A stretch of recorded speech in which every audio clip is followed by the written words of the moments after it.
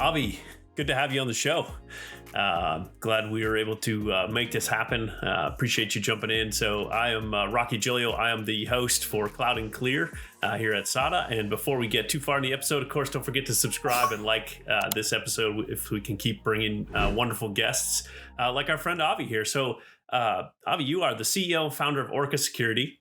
Your background is pretty phenomenal. So I'm going to let you do a quick intro to yourself and then we'll dive into our discussion here around cloud security and go from there. Thank you so much for having me. So I'm probably the cliche of a cybersecurity company founder. I spent my entire adult life in cybersecurity, and in reality, slightly earlier than that. I've been always excited by this topic, trying to break into things in my high school years. Spent a decade in the Israeli Intelligence Unit 8200, which is the Israeli equivalent for the NSA, and then spent another 11 years in Check Point, doing various roles, being the chief technologist, the last one of them, and co-founded Orca Security slightly more than 4 years ago. Man, I love it. So my first introduction to security was a Check Point Firewall. We're ripping out whatever garbage we had. I don't even remember what it was now. And of course, Check Point came in and like, this is going to be so much better than what you have. And you can, manage this centrally and all this. And we had, at the time, I think, we had 20 locations, 20 data centers around the world. And so, we needed something that would scale better and provide better protection for us. Of course, those were the good old days when this was a lot less complex. But so I'm excited to have you on here. Like you're, a security icon for me is someone who's kind of come from that background and has that integration of hands into a technology like Check Point. Certainly says a lot. And then obviously, you said you're the security cliche. It's funny. I've talked to a lot of security companies, as you can imagine, and all the good ones do seem to come out of Israeli. So I like it. So Avi, what caused you to want to start Orca? You're working at Check Point. Things are probably going fine. Sounds like you had a good career path there. What did you see in the industry that had you thinking, we need something different here? Indeed, I've been 11 years in Check Point of doing well. And I started looking at starting my own company. And I was looking at the area of cloud security and how is it served? And I asked myself a very, very, very basic question, which I believe is the most fundamental question in security. Let's say that you have a cloud environment, a Google environment, another vendor, doesn't matter. And you're trying to answer the very basic question of what are the risks in my environment that can get me breached? And I use this word deliberately as risk, and not talking about identity issues, misconfiguration, vulnerabilities, active infection. How can I answer that question of what risk do I have in my environment that will get me on the newspaper in the way that I don't want to be in the newspaper? And in order to answer that question 4 years ago, there was simply no good way. You had to go find all of the relevant engineering leaders or DevOps, depending on the way that you are structured, and trying to ask them to install security tools, to install agents on that platform. And after you did that, which is a process that can sometimes take months, sometimes even years, and involve a lot of friction, you end up with a lot of alerts. Then you need to install another set of tools that understand another part of the puzzle, and you get many more alerts, and then you need to hire a few analysts that will go through these alerts to understand how you're going to be breached, which point of these alerts are matter or not. So you spent a year, and you still haven't got an answer to the most fundamental question in cloud security, which is, what are the risks in my environment that will get me breached? And the vision was to create something that can really answer it in a great manner, and I can explain shortly what I mean great, in a way which is as easy as installing a smartphone app. Yeah, I love it. I mean, what a great approach. We talk all the time in the tech industry about, ease of use and how, customers are experiencing or expecting rather that iPhone experience, right? I go into a marketplace, I click a couple buttons, and I'm off to the races with the latest productivity app or security app or whatever it is, right? But I think you hit the nail on the head there, right? There was a huge challenge in the marketplace, even just 5 years ago, of how do I do this at scale, right? Cloud was a real thing by then. Companies were leveraging cloud. Obviously, we've seen exponential growth there, but But even then, there was a good number of our customers who are in the cloud, going cloud first, making those migrations and making major investments in these cloud platforms. And yeah, it was a lot of work to harden that stuff. The industry hadn't caught up. The tool set wasn't there. Kind of across the board, there was definitely a lot of challenges. Um, as you got into this, what was kind of the biggest challenge getting Orca Security off the ground, right? Because I can imagine, and all sorts of technical challenges, but what was the biggest challenge for you? We started with defining what good looks like. Before getting into the technology and how we implement it, we knew it's going to be hard, but we wanted to define the goal, because if you are not going to define yourself the goal, then there is absolutely no way that you are going to reach it.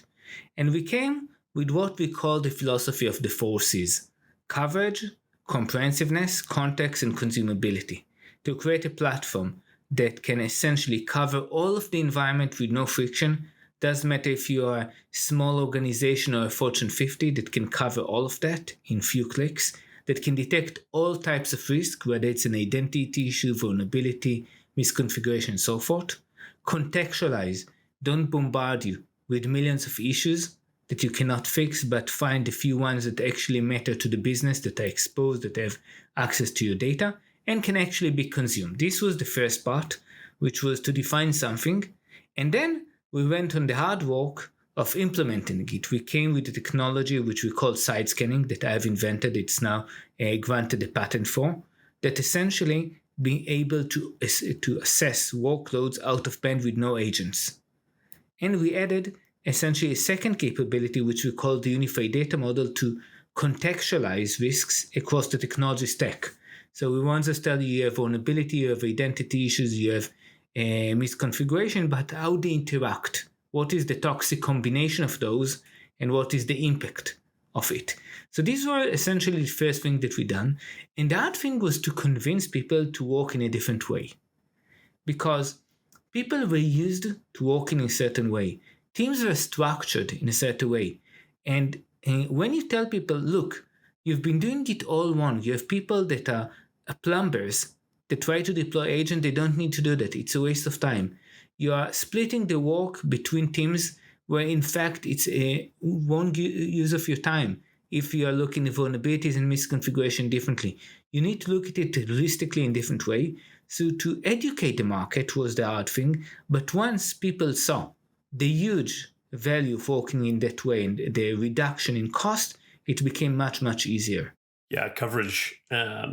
All right, you had 4 C's. So coverage was the first one, right? And that coverage, via the agentless patent, I think is huge as well, because, I do remember in my early cloud days, I did a lot with Azure, and you had this, you had all these management packs you needed to load up in order to get things working, right? And so behind the scenes, it's essentially an agent, right? And you had agents for monitoring, and you had agents for backup, and you had agents for, there are agents for everything, right? And of course, what was the number one way of either breach or just data loss was you didn't have an agent, right? Oh, I forgot the backup agent, and that system just crashed, and now I've got this huge hole in my data set, or I forgot the antivirus agent, and so this bad malware was able to execute on that system and cause all sorts of chaos. And so going agentless, I just, what a great move from the start to say, hey, we're going to be agentless so that we're not having to go down this path of, getting into all these systems and getting this thing deployed. And that's a huge gap from a security perspective, right? Yes. So I'm so happy that you said that. I saw it so many times in my career when I spoke with customer who told me, we got breached. Why wasn't it blocked? And then there's always excuses. The tool wasn't deployed. The latest version wasn't used. You weren't using the latest signature pack and so forth. But in reality, if it's not automatic, it will never be done completely well in a large organization. It simply cannot. So this is why it wasn't just agentless important for us, but being frictionless. We don't send a single packet. We don't run a single opcode on your environment. There is no way that we can affect your workloads. And this allows us to onboard extremely large organizations in one day. Project that took years changed to being done in an hour. And people are shocked. And we tell them, yes, you spent a year, but you still have 2 years ahead of you deploying these tools. Stop that. It's a waste of time. Yeah, love that. One of the key tenets of good security practice today, as you know, is shifting left, right? Mm-hmm. Getting out of this, let me come back later. And, in my career path, it's always been security was like, okay, we just deployed this thing to production. Now we need to do a security review, right? And so you go back through and you say, oh man, you got this wrong. And, we really shouldn't have this network talking over here. And so we need to re-architect our networks. We need to change firewall rules. What about this? What about that?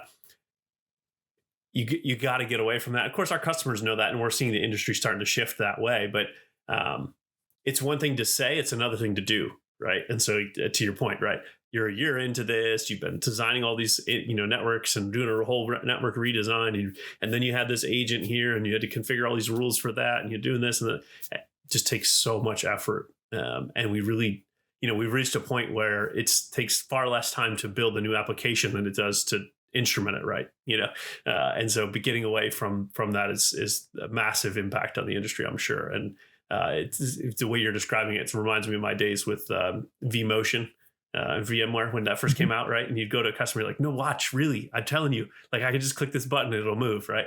No watch, there's really no agent. Check this out and check out the visibility we can get by leveraging this tool. So I love that.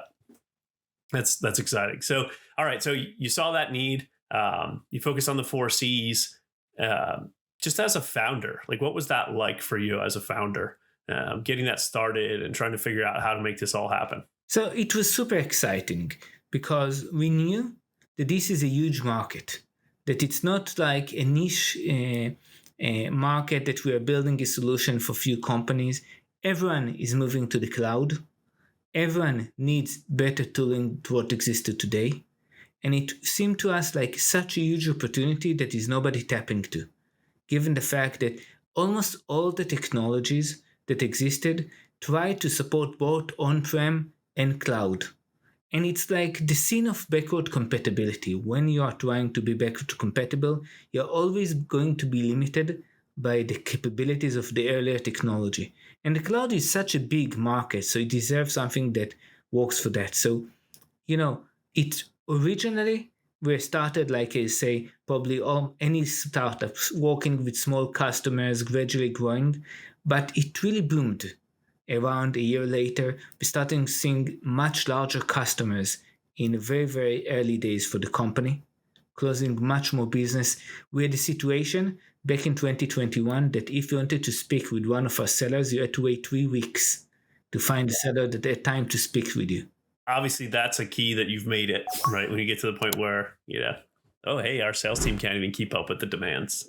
That's awesome. When was the point where you first knew, hey, this is resonating and we've really hit something that the market wants? So beginning of 2019, when we started the company, we had too many items that it is too good to be true. I was pitching CISOs, I can tell you all of your risks in a few clicks without you needing to deploy anything. It's like, dude, come on, it doesn't work that way. I need to pay a lot of blood, tears, and DevOps time to get something deployed, get out of there. And then they start to see it's working. So we understood it's working in scale. This was the second item. Of course, we started with smaller customers, started seeing it scale. And then in 2020, we started to see it booming dramatically with more and more customers, a larger organization, and not just, niche ones that are buying the product, that are deploying it in production, ripping off to solution that they've been using for decades by the time. So I'll say around mid-2020, we started seeing it dramatically booming. And around the time we start to see also dramatic increase of interest from investors and others alike. Yeah, that's great. And, these stories are always exciting to hear, just kind of what it's like to be on the other side, right? Because as a customer, as a consumer, right, you see the product and you probably get a lot of the, hey, what if I wish you could do this, this, and this, right? But they forget, like, there was a path to get here to the point where you hit this, you're at that growth curve, right? You hit this point where you, like the investors, like you said, the investors are ready, customers are ready, people see the vision that you have. It takes a while to get there for sure. So It sounded like really for you, it took about a year, which is pretty phenomenal, right? I know a lot of times that can take several years to get to that point. So, all right. So you built this product, you're ahead of the market, your CISOs are finding it unbelievable. What next? Where do you go from here? What's Orca working on? The nice thing about our philosophy is that it hasn't really changed since the time we started the company. It can still be summarized in one sentence. Detect all the risks that you have in a cloud environment and put the guardrails to prevent them from happening again. And we've been remaining true to that philosophy and continuing to execute on that. So we remain true also in the philosophy of the 4Cs. So in terms of coverage, we added support for more cloud providers and for more services within the cloud providers. In terms of comprehensiveness, just in the last year, we added capabilities to detect data security issues, the SPM model, API security issues, cloud detection response capability that can detect attacks that are ongoing. In terms of context, we've pioneered what we call our attack path analysis capability that can visualize risk that can start across cloud accounts and even cloud providers. So for example, a risk in one cloud account that allows lateral movement to a different one that can allow lateral movement to even different cloud provider till you crown jewels.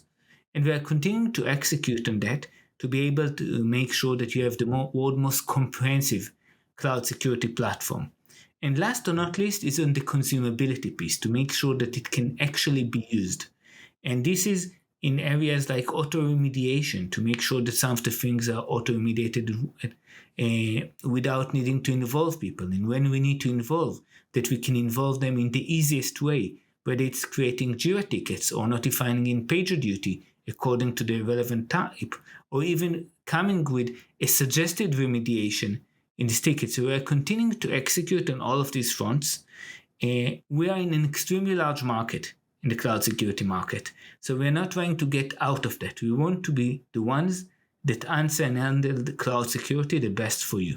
From a market perspective, you guys were one of the first to kind of say, hey, we're going to cloud first, right? All in cloud.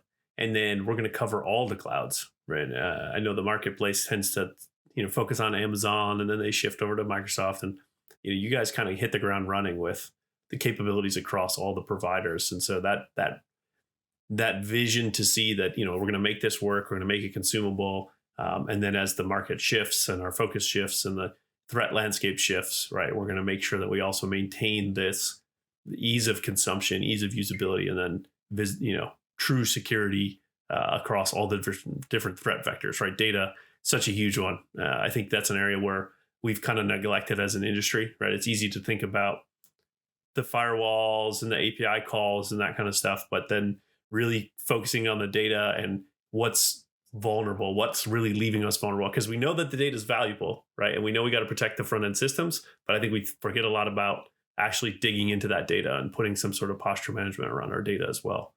So that's a neat thing to hear from Orca, right? From you as a leader in this space, saying, hey, we need to focus more on this data and do some other things in the space. So that's exciting to hear. All right, we got a few minutes left. What can customers do to kind of learn more about Orca Security? Where do they go? And then we'll wrap it up. First, naturally, they're welcome to go to our website, orca.security, and learn more. But one thing that I really like about the product is that the proof is in the pudding, and it's very easy to taste the pudding. You can try it on your cloud environment in few clicks and see the top attack path that you have in your organization, whether it's the vulnerabilities, misconfiguration, active infection, identity issues, and how they interact in few minutes.